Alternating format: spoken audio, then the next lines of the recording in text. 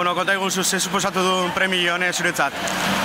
Bueno, nahi poz handia eman dit, eta poz berezia, batetik genurako espero, eta bestetik, detalle bat ikutu zaidalako, Getariko txakolina, Euskal Sagardoa jatorri ditura berriai, olako sari bat ematia zeniko laulertu dut, gero, bersotan bilbideagatik ere esaten dute, etela saria, horrein beste meritu uste bezaukatela, baina politia izan da, txakolinak egin digun kitu hau, eta guzta handiak enartu dut.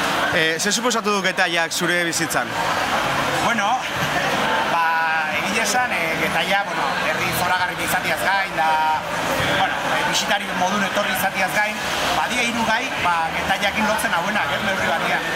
Txakolina bea, harreman handia daukau, nik ere Sagardoan lan jendean ez, eta harreman handia daukat hemengo jatorri diturakin, hemengo kideekin, da, etorri izan nahi zortara, horrez gain, bertxotara ere tokatu izan zain, eta gaina oso herri bertsozalia da, eta hemengo plazai kariño berezia iotze, kantatu egun berso saiotan, beti oso giro berezia egon da, uste bersolari guzti berdin esaten dugula, ni bi hiruta bintzak kantatu dut, eta hirugarren gauza bat badu, pixkat, harreman pixka bat dutuna, igerire pixkat aitzen naiz, eta tokatu izan zait, proba desentetan, Getariri zarautzako proba hori egitea, eta autobusian, galtzamotzetan edo baina horian etorri izan naiz desentetan, eta horrekuerdo ere baukat, ez? Itxaso ona honian zela asai etortzean, itxaso txarra da honian zekezkakin, eta proba hori izan ez, lotura pixka bauka Getaririk.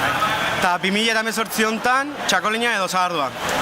Bueno, oso arriskatu nitzake baten aldeikia, nik bilak usten dut diala egokik, 2018 luzia da, eta nahiko lekua dago biontzako, bakoitza bere garaian eta bere moduan, eta nik jendiari, ze ingo nioke, bai txakolina eta bai Sagardoa, beti Getariko txakolina edo jatorri diturako txakolina, Euskal Sagardoa, jatorri diturako Sagardoa, gastatu. Eskerrik asko.